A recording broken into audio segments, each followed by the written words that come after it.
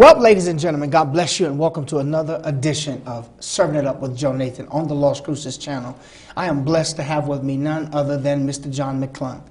And he is I Am a Testimony with his own clothing line. And we're not going to talk about that tonight, but we're going to talk about something very significant that's taking place. The dam has broken, the gates have been raised, and now the water is flooding.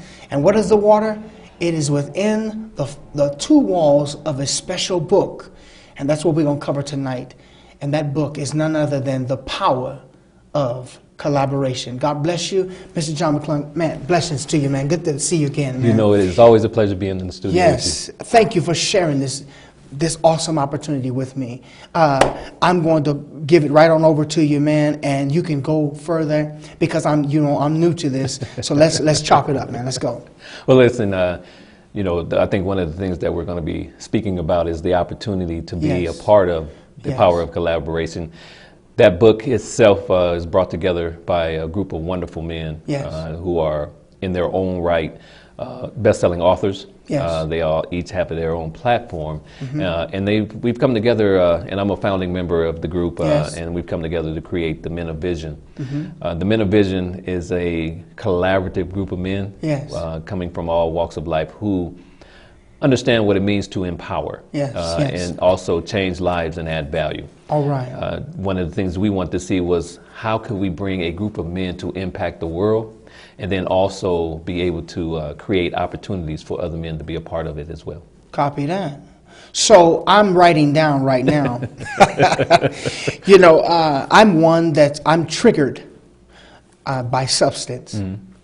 And one thing I want to trigger right now is coming beyond the four walls. And that four walls can be your church. All right.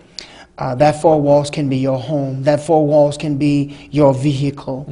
That four walls can be if you're a fashion designer and all you want to do is make the same type of fashions. If you are the type of individuals who are an efficient book writer, but you stay within the four walls of your confined space. Sure, absolutely. And so I want to deal with that right now. How would this book bring individuals out of their four walls? You know, we were talking about that specific thing as a group as well as individuals.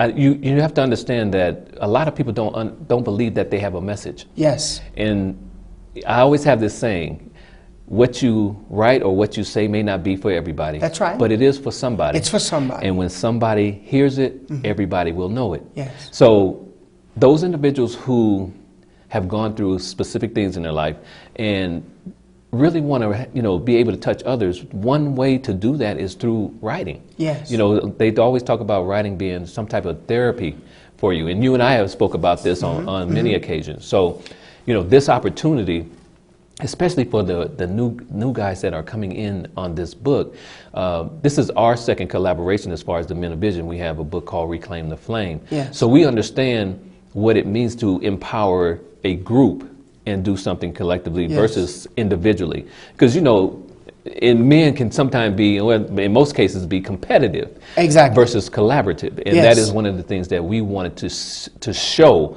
especially as men of color, as they say. We usually are going our own separate ways, but we wanted to come together and show what it would be like in a short period of time. Yes. Because this is our second book in less than a year. Wow. Collaboratively. And then we have the opportunity of bringing some other new individuals into a collaborative compilation and be able to show them what it's like as well, especially when they had that one thought of writing and having their own book. Now they're able to do that. Wow. Okay, so I'm just bouncing around. Sure. Conversion. There has to be a conversion. There also has to be a conversation. Sure, absolutely. We need an outbreak. And first and foremost, if we understand the host, we can infiltrate the parasites. Now, there's a lot of us been infected by certain infections.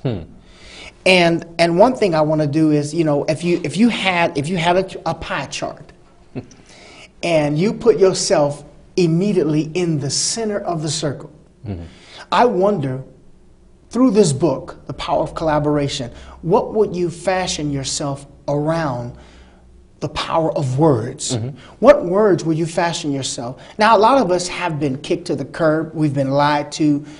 They've made the wrong gestures. We've been sexually assaulted. There's so many different things that has compassed about us as individuals. Sure. How would this book, from your own perspective, from your portion, how would you explain that? You know, in a conversation I was having recently, you know, I talked about three things that Jesus gave us. He gave us love, power, and a sound mind. Those three elements are in this book. Yes.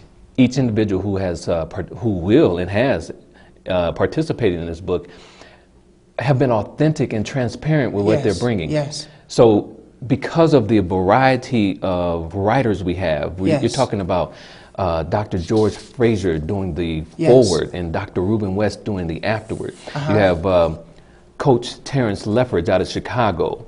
Of Unstoppable Coaching, Dr. Ed Womack of Man Rise Up at the Urban Strategist. You know, you have ECW, Ed C. Williams, who is the Power Life guru, and then you have our own publisher, who is a Self-Publishing Authors Network, who actually helped put this book together, which is Johnny Mack out of Dallas, along with the other writers. Yes. You have such a variety of mindsets, and that's one of the things when you talk about conversion. You know, what are the mindsets that are able to reach into people? Because these words will not necessarily talk at people, they will talk into people, and that's the difference. Yes, yes. So in other words, it's time to get intimate. Absolutely. And that's a place that a lot of us, you know what, my first sexual encounter was of someone gesturing to me, "Do you want to play house?" And I said, "Sure." They said, "Well, you're going to be the dad and I'm going to be the mom." And so, you know, 7 years old, I don't know what that means, but all I know is what I see from mom and dad. Right. If a mom and dad is in the house.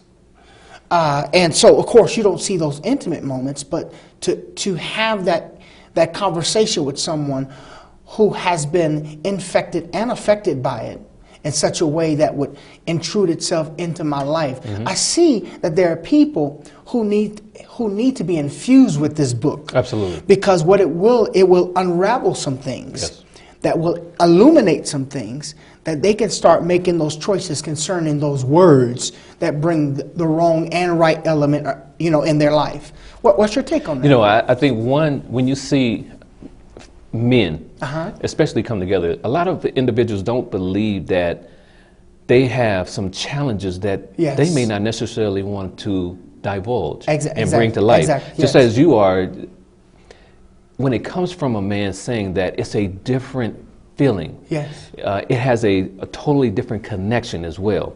Because you're talking about men being somewhat powerful or having a strong sense of themselves. So when they are able to break that down and say, hey, this is what happened to me. Yes. But here is where I was, and you speak of this, here's where I was then, but here is where I am now, and here are the things that I needed to do in between there.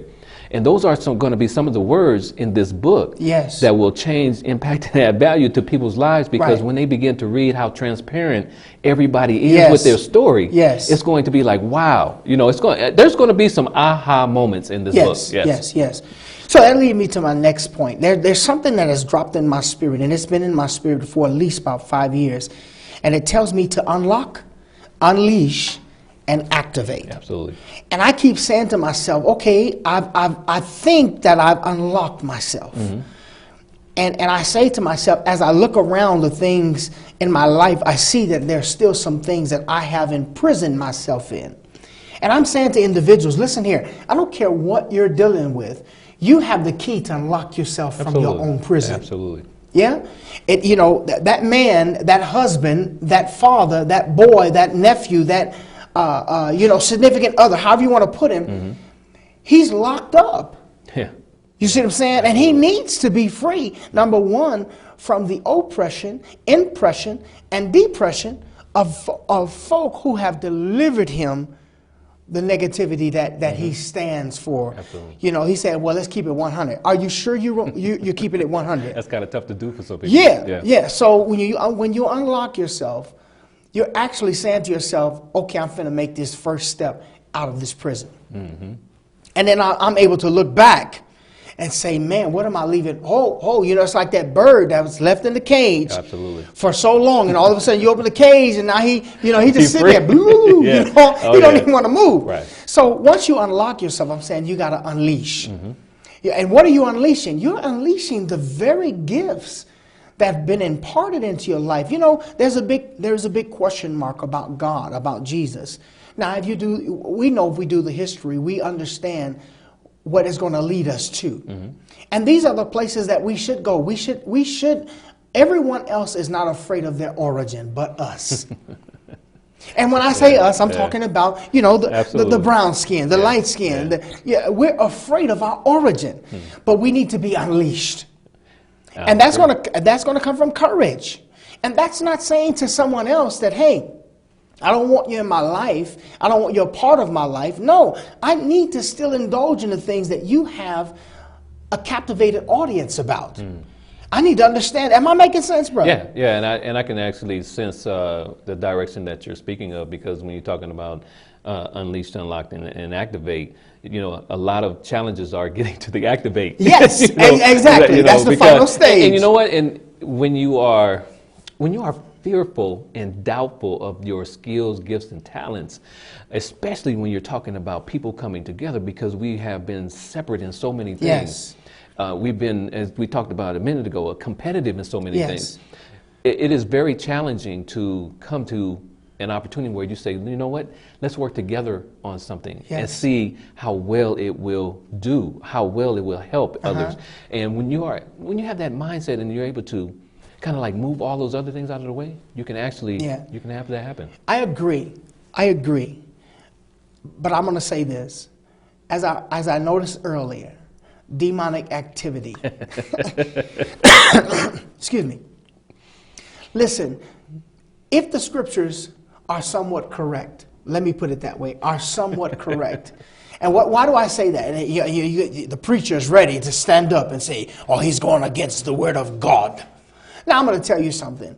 There are three entities that very well exist in this golden book. It is the Father. I believe the Father is in there. And I believe that Satan is in there. Now, we can call him to whatever we want to call him, Yahweh, Yeshua, demon, Beelzebub. We can call him whatever, because words shaped this nation. Absolutely. Hello. Absolutely. And then the final thing that we don't really want to deal with is man himself. And he's in there. And all three of these individuals are in there. But see, what we don't want to do is we don't want to unlock all three, unleash all three, and activate all three. And so therefore, we're having a problem with ours. Am I making any sense, man? I hear where you're going. So the preacher wants to stand up and declare that I need your membership. No, I'm sorry. I don't need membership. I need workmanship. That's a good point. Yes, we need workmanship. We talk a lot. We want to have meeting after meeting. But when it comes time for us to collaborate, that's why we have a church on every corner, my brother. No one wants to collaborate. Yeah, and that's an area that I'm very familiar with. Yes. Being in and around the ministry for some years. It's a challenge because there's so many politics involved. And that's what's so special about what we're doing, is that even from all walks of life, as far as the individuals that are part of the book, everybody in Etsy Williams always talks about remove the I go, so we can go, and neither you go, the I go, unless we go. So and if you're capable of doing that, especially with what you're talking about and speaking on, it's important because we like to see men as leaders. Right, exactly. And when you see that, and you spoke of, no matter what good you're doing, evil is ever present. All right. All right. All right. Let's quit on that note because I got to take the break. Okay. All right, ladies and gentlemen, God bless you. I hope you are going to be enlightened by this book. Remember, the power of collaboration. We'll be back right after this.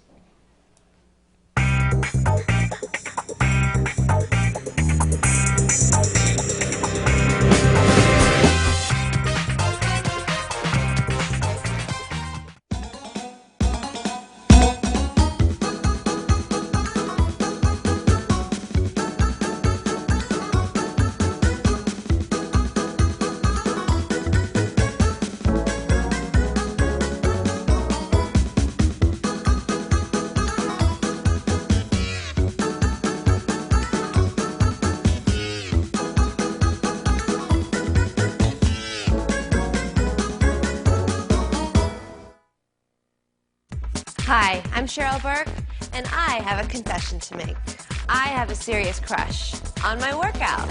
Hip, fun, and always a challenge. Jazzercise is the total package. It's the only workout that I've ever truly loved. Does it show? That's because I'm in the best shape of my life. What a difference Jazzercise makes. When's the last time your workout swept you off your feet? Find a class near you at jazzercise.com.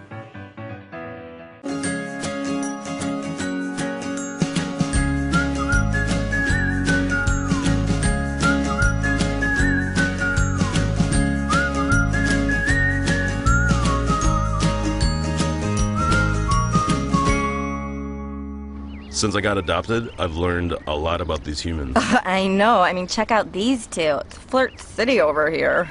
I think she's getting his number. Nice. Your human's got some sweet moves. Takes after his dog. Hey, don't touch that dial, because you're watching the only independent TV station here in Las Cruces, the Las Cruces Channel. Keep watching.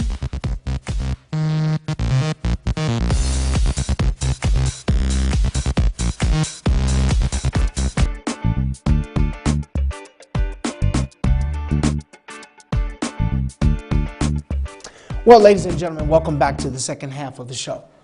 And I am tremendously blessed right now. In that blessing, I'm finding myself.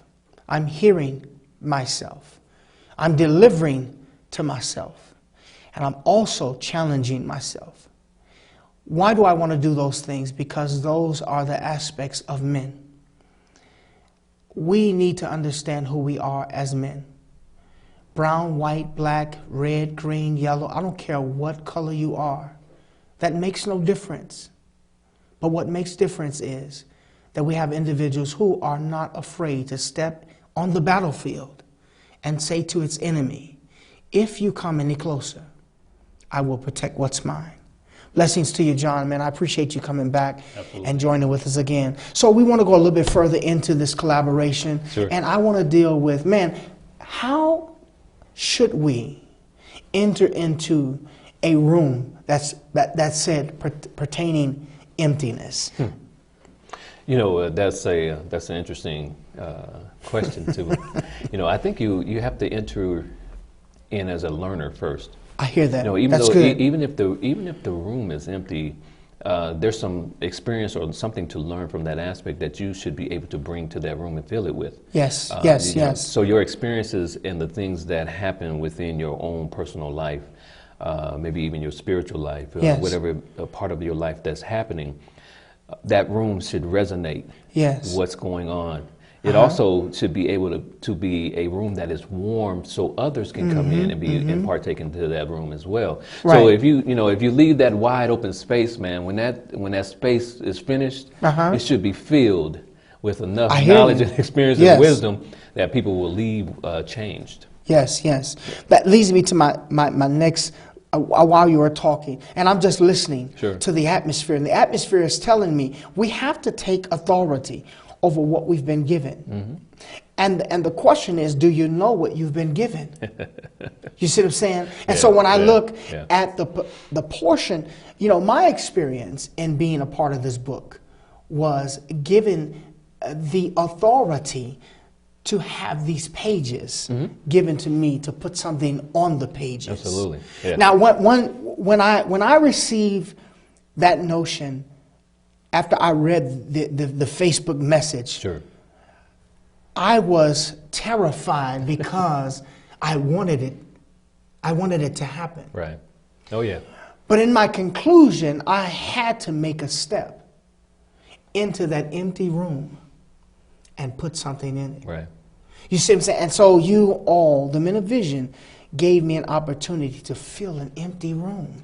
Because I believe that this book is going to go into some empty rooms, and they won't have room to indulge what's about to come. And they say, well, are you trying to sell the book? I think the book will sell itself. Yes, absolutely. It will. What do you think? There's no doubt that that part is going to happen. Yes. I think what really is exciting, especially for individuals such as yourself, to be able to step out on faith, yes, and say, this was something that I wanted to do, and watch the steps happen. Yes. Because we don't necessarily, and I talk about this, what is your life language? We don't necessarily speak what we want or speak into existence what's necessarily for our lives. So, you know, when you begin to talk about, man, John, I want to be an author, you know, I want to write, and that empty room begin to start filling up. Because one, the doors start opening. You spoke to me. yeah, We have a team that's coming together from a collaborative standpoint, and then I'm able to reach back out and say, here's an opportunity to walk through that door that you initially Yes. thought was empty in that room, and now you get an opportunity to put your part in that room and fill it. When people begin to read what you write, yes, it's going to affect their lives. And that's what we looked at from a standpoint of all of us as individuals. As men, how can we affect other people's lives in a positive way? Yeah, yeah. And this is our opportunity. And this is an opportunity for other men, because one of the things we wanted to do was make a trail, be pioneers. Even though there are some that might be doing it, to this level, we want to say, hey, it can be done even at a broader level. Exactly. And inclusion with other individuals such as yourself. Hey, and also, can you join us? Yes, absolutely. Can you collaborate with us? Look, man, I want to go to the next point. The next point is shepherdhood. I've got to go to the shepherd. Because, see, listen, every person is not called to the same type of shepherdment. Or I don't know if I use that word right, but let's just put it in Webster today. You know what I'm saying? Everybody has to shepherd. But your question is this: how do you shepherd? It goes to my next point, as I made up a point earlier. I had a dream, and in that dream I saw sheep. Right. Yeah, Their coat was beautiful. They were nice and white. There was none spotted. But guess what? I saw the bones of the sheep. And I said to myself in this dream, and I spoke to the one who showed me the dream, what does this dream mean? Right. And I believe every shepherd ought to ask this. Whatever you're feeding people, if they are not full of what he gave to you to give to them, this is what the dream told me. He said, I will identify the sheep by what you as a shepherd has fed them. Yeah, that's interesting. You know, that particular conversation has been talked about by myself during the course of this week on several occasions. So I'm glad you brought it up, because there are some individuals who are quote unquote appointed. Yes. But then there are some who are assigned. Yes. And if you look at shepherding, yes, you're assigned to those sheep. That's because right. you are the one that is leading that flock in so many different ways. So when you speak of, are they being fed? You are, listen, you are known by your fruits, and we've talked about this. So if your people are knowledgeable, then that says that the shepherding or the leadership is bringing that knowledge to them. That's right. And there are a lot of areas, oh man, there are a lot of rooms right now that are filled with people who have not been fed. Yes. And their spirit even knows it, you know, because they're uncomfortable. They know that something is not right, but yet they stay there for the atmosphere. And there's something totally different. Well, they also stay. Let's go here. Let's go here. I hear it all the time. Keep your eye on your leader. Well, I want to say something to you leaders. I want to look you in your face and tell you, listen, if all they see and hear is you, you're not the leader. Because if we are preaching from this said gospel, the gospel is not about you. It is not about your membership. It is about discipleship. And even in this book, I believe that disciples are not going to sit on pews and benches. But I believe that what they're going to do is they're going to ignite themselves, set themselves on fire like little rabbits, run through the field and set everything on fire. Yeah, I think the good thing about what is going on with this particular collaboration, the power of collaboration, is that the readers will begin to talk to others about this book. That's what I'm saying right there. Yeah. And that's And that's what you want to have happen. You want to have enough power, enough ability to have people's lives touched. You want to be able to have in situations as far as stories resonate, because people need to identify with a story, because they look for or they always have heard, here's a sad story, but is there a victory in the story? And that's part of this collaborative book. Individuals who have gone through specific things in their lives and who have come out victorious in specific ways as well, so that you can identify with that. And that's the kind of story you want to read. That's the kind of story you want to be uplifted by. Yes. And this book, with the men of vision and the individuals such as yourself and Shamir and Daryl, who are a part of it, and again, Dr. George Frazier and Dr. Reuben West, we've come together because we're like-minded. Yes. And we want to see people's lives change. Amen. Amen. That's awesome. That's awesome. So I want to know this. When we get ready to head to it's going to be Atlanta, correct? April 30th. When we get ready to head there, man, I want to have empty bags with me. You'll need empty bags. Because you're going to be filling up as you go. Yeah, I'm going to be filling up as I go. You know, I mean, it's like that individual who believes that they can fill up their tank one time from where I'm in Las Cruces, New Mexico, and there's no way I can take a journey on one full tank of gas to New York City. There's no way I can do it. I hear you. You know, so I'm looking forward to those who will keep stopping by to refill up on the power of collaboration. Yeah, I think what I really like about the opportunity for yourself, because I'm blessed to be a 3-time, and this is going to be a 4-time, because it's going to be a best-selling book. Yes.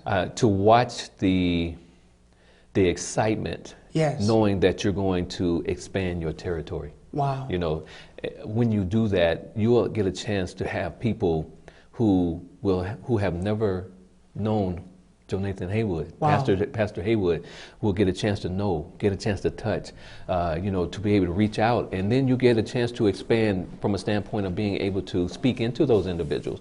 And all of us have seen that, and we've been a part of that. So it is definitely something to watch. Yeah. Well, we're going to end on this note, and that note is, Father, we are praying and we are thanking you for this moment that you're going to do exceptional, abundantly above all that we can ask or think. That's our time, ladies and gentlemen. I bless you, and we'll see you on the next go-round on Serving It Up with Jonathan at the Las Cruces Channel. Blessings, and have a good day.